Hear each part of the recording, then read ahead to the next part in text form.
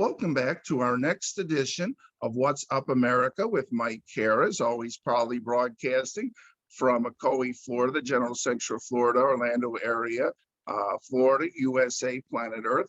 And my guest today is Jeremy Nunes, who is a great comedian. He is from Riverton, Illinois, and actually he has his own Amazon Prime special, Who's With Me?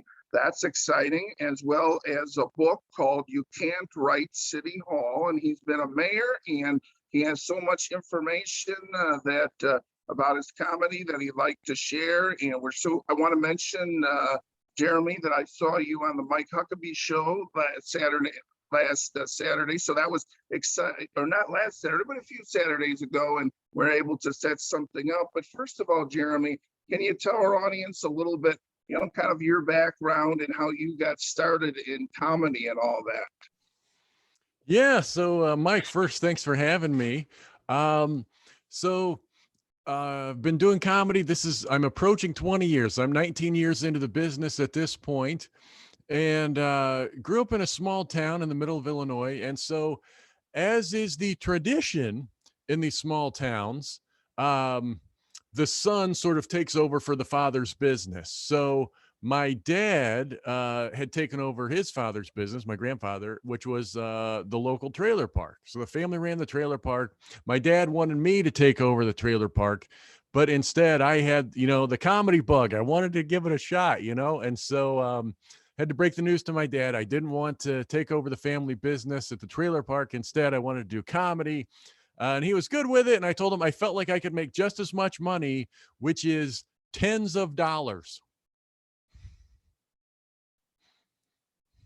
Right. Yeah. So basically, then we were talking about that you had actually, done comedy in the city of Chicago. So is that kind of how it was? Was your first spot making it big was to go to Chicago, or? Right. So I had my very first show was in Springfield, Illinois. Well, actually Jacksonville on the other side of Springfield. And that was the first show. And then kind of broke into the business when I was in college at Southern Illinois in Carbondale, Illinois, Southern Illinois University. And after about a year in the business, I was like, I'm ready for the big time. I'm going to Chicago. So moved to Chicago, spent 4 years there. And after the fourth year, I was making enough money to go full time, which was October 2007, and then haven't looked back. Oh, okay. So we want to talk, Jeremy, a lot about your comedy, and I'm sure it is, it's described as kind of clean comedy, but I know there's so much more to it because I've listened to it. But how do you describe your comedy? I mean, is it more observational, or? I'd say more storytelling than anything. I call myself the man of 1,001 stories. And the reason for that is the man of 1,000 stories was already taken. So Oh, okay. So you're throwing me off, Mike. You mute, and then I say something funny. I'm like, oh, he didn't like that one. Oh, he's muted. Okay, that's what. Okay. All right. So that's kind of how you develop everything, is to develop these these routines or these jokes into stories. So you describe yourself as a storyteller then, huh? Yeah, I'm more of I'd say a storyteller more than anything else. There's a little bit of observational stuff. Sometimes I've got my guitar and I'll do some funny songs and things. I like to improvise with the audience, and you can always have a little fun poking fun at the people that are there. But more than anything, it's just the stuff that happens to me doesn't seem to happen to anybody else. And so there's nowhere else to put it except in the show.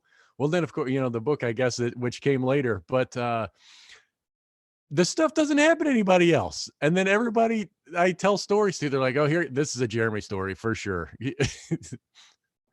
Oh, okay. Yeah. So, I mean, we wanted to mention that, that you were a mayor of your town. So, I mean, that must be an interesting experience to be a comedian and a mayor at the same time, huh?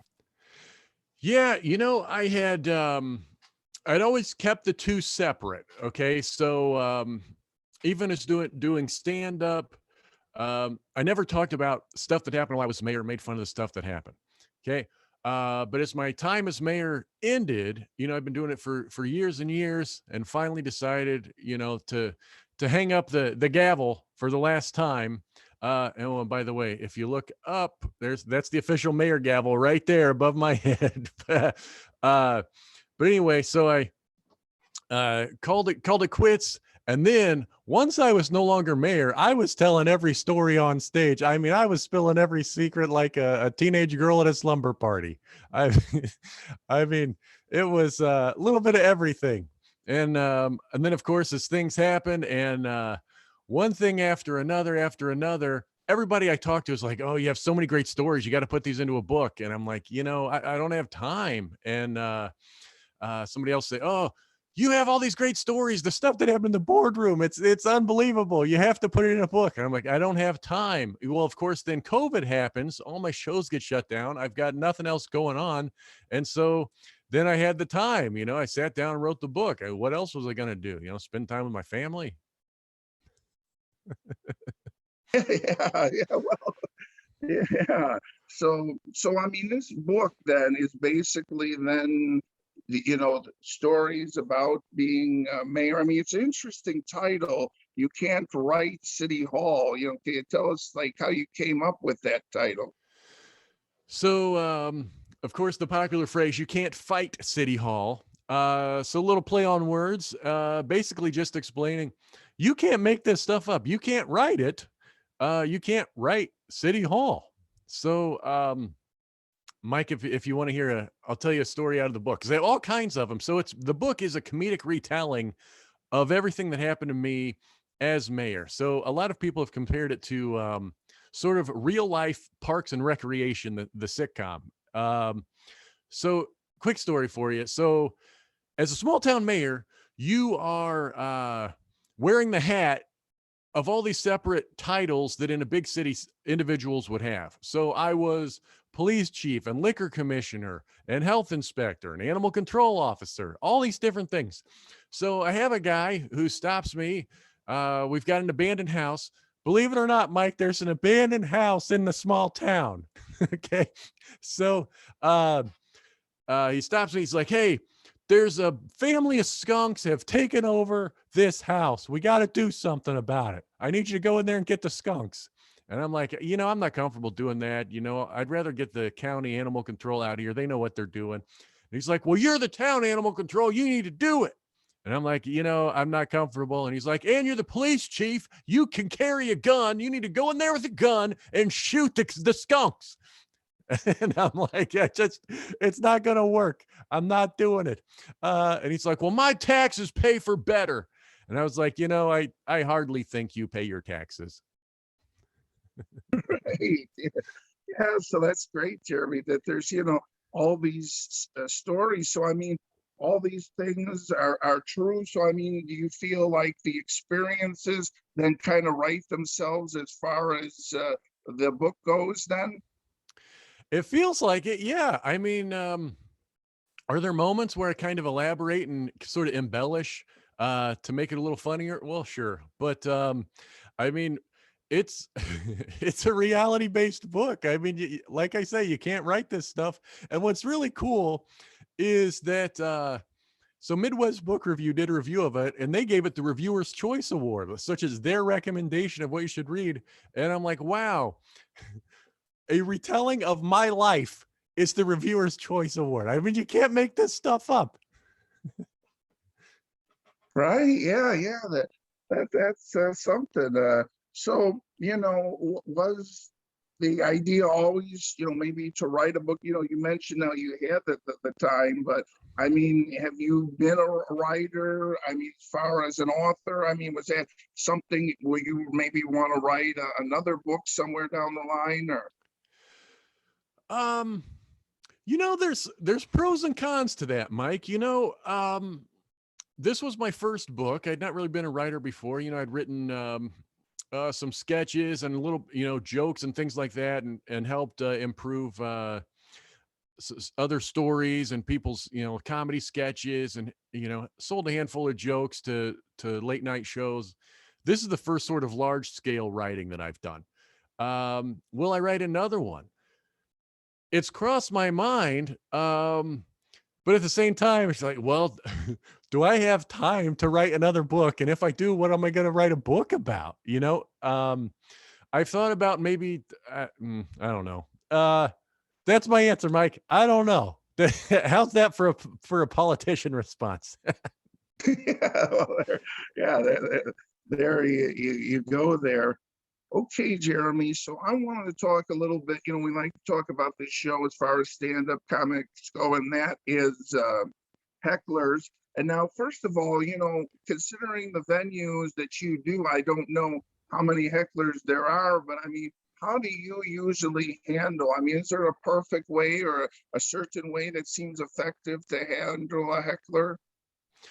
So heckling doesn't happen as much as sort of the general public thinks. So if the general public, I think, considers heckling like when somebody yells up like, "Boo, you stink," something like that, "Get off the stage." That stuff is so incredibly rare. But what comedians refer to as heckling, a lot of people don't recognize, is when the guys in the audience try to become part of the conversation. So they're consistently interrupting you because they're trying to add to your story. That is what's you're really heckling. And that happens pretty commonly. Not so much in comedy clubs because they kind of keep a pretty good grasp on things. The security is usually right on top of them. So, you got to cut it out. But generally, sort of somebody has a little too much to drink, wants to get them, make themselves part of the show. Pretty common at the churches. No, I'm joking, Mike. I'm joking. And for everybody listening, he laughed. I saw him, but he's muted, so you can't hear him. But so generally, what you do is kind of let them sort of take over. They sort of they usually end up making fun of themselves when you kind of not literally give them the microphone, but sort of give them the platform to explain why they're doing what they're doing. They usually kind of hang themselves. Oh, okay. So yeah, that's is interesting. But I mean, as far as another question I like to ask comedians. I mean, do you feel if somebody's on their cell phone or if somebody's talking, do you usually bring that to the attention of everyone, or? Um, well, it depends. So yeah, a lot of people say I'm too nice. But so now if somebody picks up a phone and is having a conversation in the room, yeah, I'm going to make fun of that person. Um, if I see somebody kind of pop the phone out, they look at it real quick, and maybe do it and then pop it back in. I I generally let that go because a lot of people are out and about. Maybe that's the babysitter giving them a heads up that everything's okay. Stuff like that. I give people the benefit of the doubt. But if I see somebody just the phone is out and they're not even watching me, then I'll go after somebody like that too. So it's kind of a judgment call, sort of play by ear based on the scenario. So, I mean, you feel like you have to be careful because if you look at the phone and, take it out of their hands and it says, Jeremy Nunes is so great, and then you feel embarrassed. I don't think that's happened.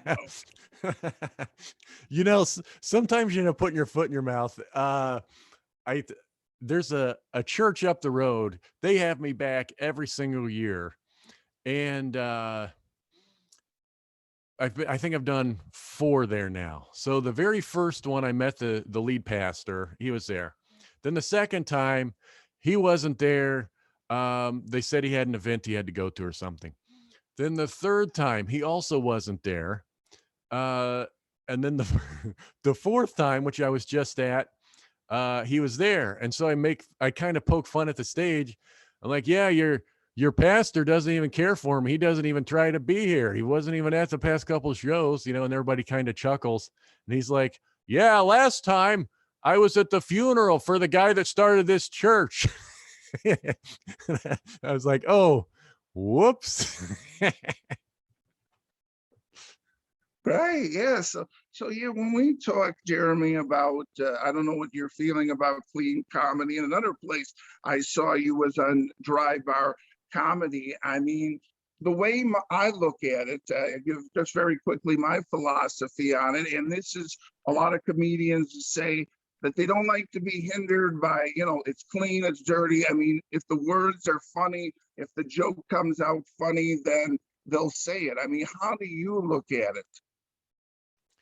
Yeah, I would agree with that because I think there are plenty of guys that are classified as, quote, dirty, who I find funny, and there are plenty of guys who are considered clean that I find funny. So, um, I don't like to be painted in a corner like that either. So, I'll even tell, if I'm at a club, I'm like, don't put on there that I'm a clean comedian. Cause one, for some reason, that doesn't sell tickets for whatever reason, Mike. I don't know. But if you put clean comedian gonna be at the Chuckle Hut Friday night, um, it just doesn't sell tickets. But if you just have comedian, they buy the tickets. And then what happens is you do the show. I'm still doing my clean show. And then by the end, everybody has a great time. They walk out and they're like, that was great. You know what? I don't think that guy swore one time, so it's much better for them to figure it out themselves after than to sort of be painted into a corner and people go, I don't, that's not my style. I don't like that. I heard Jeremy one time that a guy who was a comedian said he likes being clean because then he could do the cruise ships. Is that true that cruises prefer clean comedians? Right. They do. Because so the cruise ships actually they have the same comedian does two shows on a cruise ship. They have one show which they call the dirty show and one show which they call the family show. So it's been a long time since I did them. You're gone for so long. I can't even do it right now because I've got two little ones, and to be gone, you're gone like a month at a time sometimes doing this stuff. But uh the first show, sort of the family show, and then the late show is what they call the adults only show. And then same thing. I I didn't do a dirty show, but nobody figured out the difference in the first place. But yeah, if you can't do a clean family friendly show, they're not going to have you on.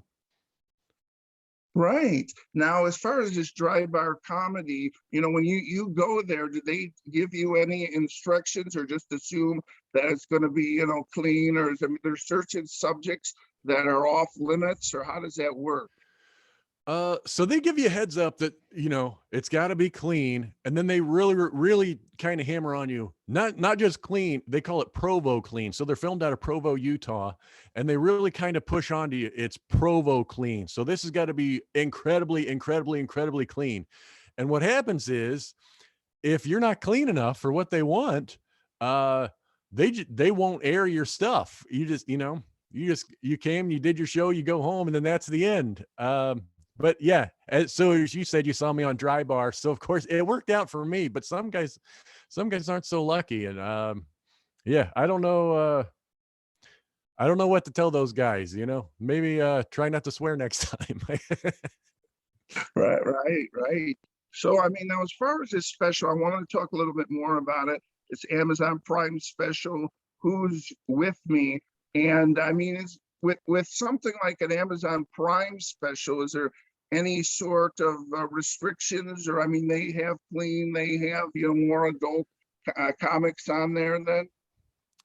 So what's interesting about Amazon is if you're not a known comedian like me, I'm considered kind of an unknown. Is that you pay all the money up front yourself to film this thing? So I paid for the all the promotion, the camera crew, the production guy, everything that came all out of my own pocket.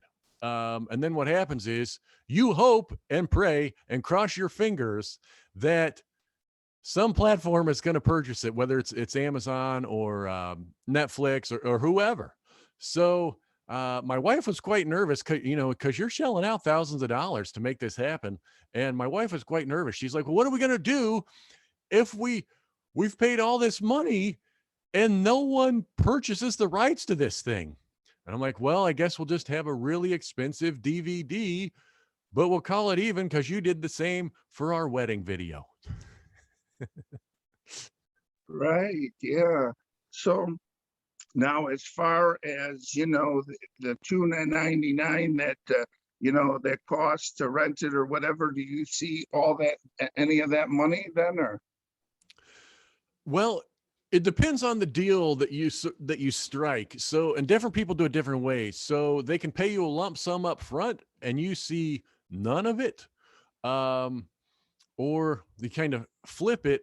They don't pay you any lump sum and you can take the full chunk of the download purchases, or there's sort of a meet in the middle option, which is what I did, which is a sort of a small lump sum, and I get I want to say in the neighborhood of half the download payments or whatever. So um I felt that was the safest. Now, like some people, so a major star, instead of the lump sum, they would take the downloads because they know they're going to get a million downloads at, $3 a piece or whatever.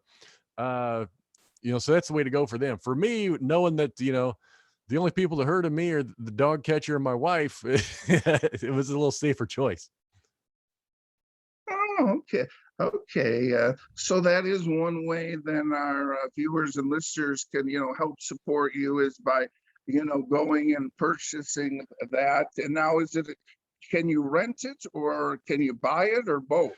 Yeah, so all of the above. So there's a few options. So on Amazon, they've got the physical DVD you can purchase, or you can purchase the streaming, or you can rent it. I think in rental is maybe $2.99, but if you're a Prime member, it's free.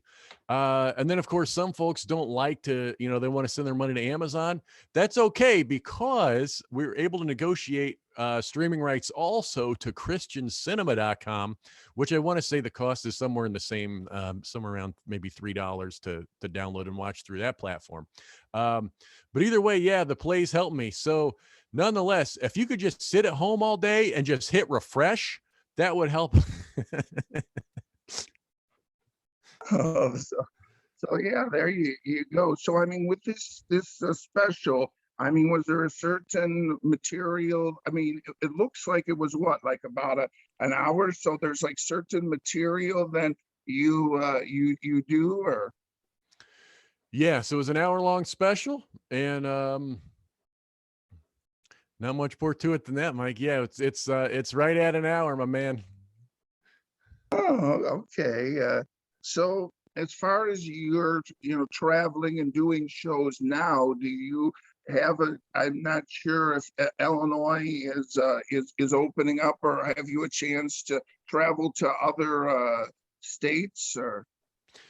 Yeah, it started to open up a little bit. I'm kind of bouncing around all over the place. Sort of an interesting story how this all came together. I did the Christian Retail Products Expo, which was they have a big annual event, and it happened to be in Wilmington, Delaware.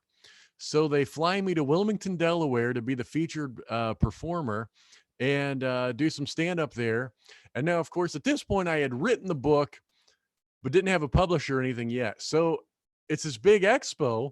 Well, of course, there's all these publisher booths of all these folks who are all these publishers who are trying to get the retailers to buy their books and sell in their stores. So, normally as a first time author, you're begging and pleading anybody and trying to find maybe a literary agent or something to pick up the book.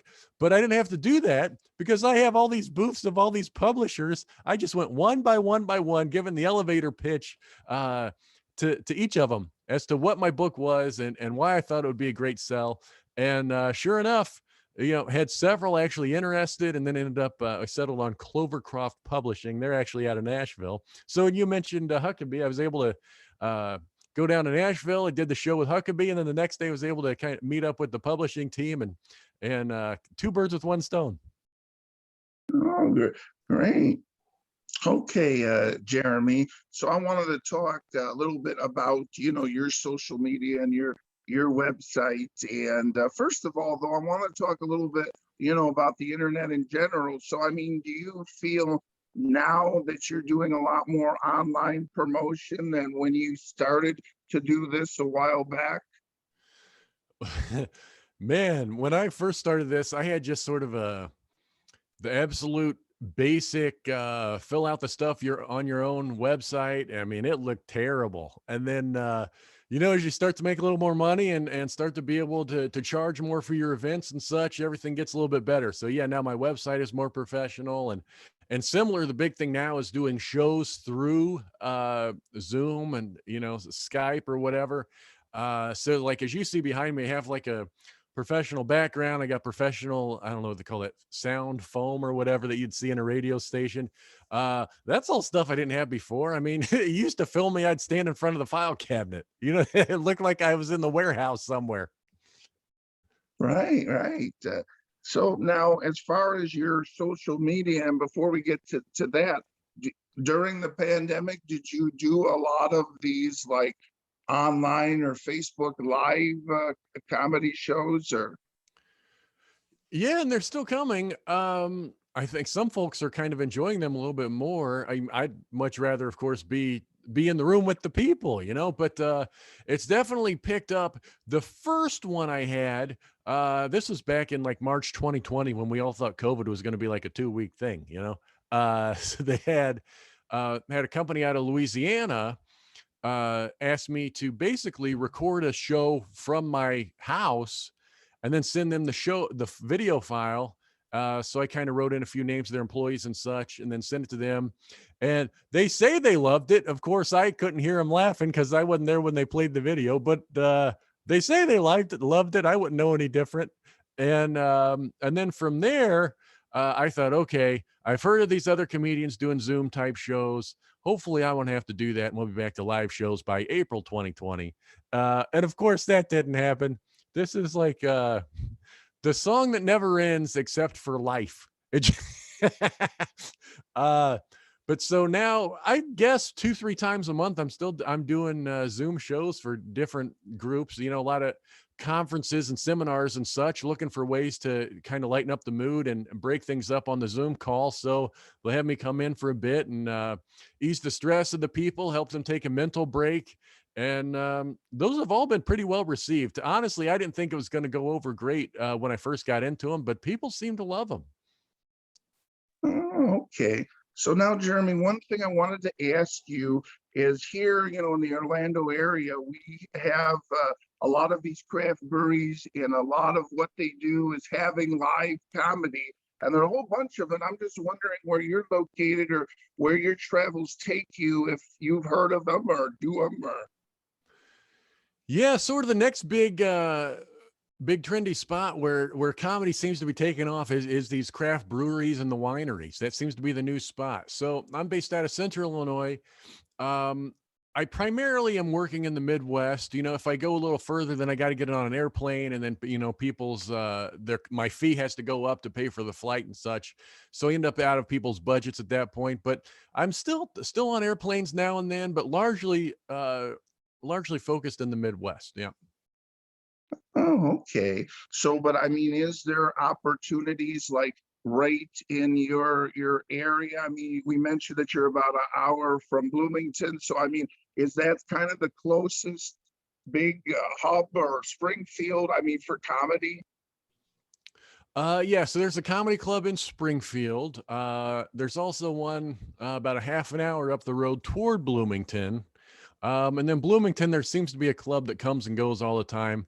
But as you mentioned, so these wineries and breweries, those aren't necessarily in big cities. I mean, those can be in, much smaller towns. And so, the wineries, especially, half the time they're just out in a cornfield, what was a cornfield and out in the middle of nowhere. So you don't necessarily have to be by the big cities to find work. You just have to, as a performer, be willing to work and do your research and track these places down, and pitch a show to them. And if these venues can figure out why they're going to make the money that they do on a comedy night, they'll have you. But the problem is you have to kind of lay it out for them and help them understand what's about to happen. And then once they do a show, man, there is no turning back. When they realize, how profitable it is for them, they're always on board. Okay, Jeremy. So I want to talk a little bit about, as far as YouTube goes, and do you professionally have videos of you done, or I mean, are these fans or these like Mike Huckabee show, or where do these videos come from on YouTube? Let's see. So some are those that I filmed myself. And then the others, I think I've got some clips of the Amazon Prime special up there, maybe. So, and so that, of course, was done quite professionally. That was filmed by a crew out of New York City. So, I didn't want to take any chances and kind of low budget it and just have a small town budget couple guys who dabble in videography film it and hope that Amazon looked at it and goes, yeah, that's what we want, you know. So I wanted people to know what they were doing. And so what you see on my YouTube, yeah, that's definitely professional video as far as the Amazon clips go. I don't think I've got anything else up there at the moment. There's no dry bar clips there, though on my personal website, there's links to the dry bar clips. I can't put dry bar on my own page because dry bar owns the rights to them. Oh, okay. Okay. So now I wanted to ask you, Jeremy, about as far as people videotaping, and I mean, if somebody is videotaping, do you look at it as a good marketing tool or a good way to get you good promotion, or you would prefer not to have that promotion? I generally am trying to figure out why they're videotaping me. So, you know, every once in a while, you know, you kind of see the cell phone raise up in the crowd. And I'm like, why are they taping me? Do they like it and they're going to try to show their friends? Or, you know, in this era of cancer culture, heck, half the time you say something you have no idea is offensive and people are like, whoa, this is a problem. So, you know, my mind is like, okay, do they like me, or am I on a subject that they find offensive and they're going to, you know, try to put me on blast here? Um, so generally I'll kind of just keep an eye on it for a second, see if the phone goes back down. If the phone goes up a second time or the phone stays up for quite a while, then I'll kind of address them and see what they're up to. Um, but you know, I can't blame them too much. I mean, if they're going to try to secretly videotape me, who am I to say no? I mean, I secretly videotape people all the time. Right, yeah, you know how that goes. Okay, Jeremy. So before we go, we definitely want to talk a little bit about, you know, any shows you have, coming up, and is there any that are public shows that you'd like to mention here? You know what? I will tell you one of the bigger public ones I have coming up, and it's actually, I got to pull up my phone so I get the accurate date here. So it's actually a big a 2 or 3 day event, and it's a conference called Be the Best You, and it's about sort of improving your life, and it's all these, you know, fantastic speakers, and I'm going to be one of them. It's in right near Kansas City, Missouri, Kansas City, Kansas, that sort of chunk of the country. Be the Best You. If you Google it, you can get more information. But I'll be on stage there Saturday, August 21. So if you're a type of person that likes to go to these sort of self-help places, kind of be motivated and be inspired, that's something for you. Be the best you. Oh, okay. And finally, Jeremy, before we go, if your kids wanted to be a comedian or wanted to create a new family business of comedians, how do you feel about that? It depends if you're asking me or my wife. So my wife would say absolutely not. Do not do it. And I'd be the guy in the side, do it, do it. So yeah, I'd absolutely encourage them. And you know, I've seen some guys, they have their sons open for them. So and what a great way to kind of help them sort of break into the business and get their feet wet, get some stage time, opening for dad. You know the main act isn't going to fire you if you're no good. Oh, okay. Okay, Jeremy, any final thoughts or anything else you'd like to mention here? No, you know, we talked about the Amazon Prime special, Who's With Me, and the Dry Bar Comedy special. And then, of course, the book, which is getting all kinds of rave reviews, and it's actually selling like hotcakes. So I'm pretty excited about that. So the book is You Can't Write City Hall. and it's available wherever you get your books, Amazon, Barnes & Noble, Books A Million, Walmart, you name it. If you want to learn more, you can go to youcan'twritecityhall.com, and it is available in the Kindle or the hardcover, or the paperback. I mean, either way. And like I said, rave reviews, selling like hotcakes. And I hope you buy one, because my kids need diapers. Yeah, we encourage everyone to do that. Now, can you mention your website, please? Yeah, so my website is jeremynunes.com, Nunes. Okay, my guest has been Jeremy Nunes, and you've been listening to What's Up America with Mike Cara. And please catch us again next time.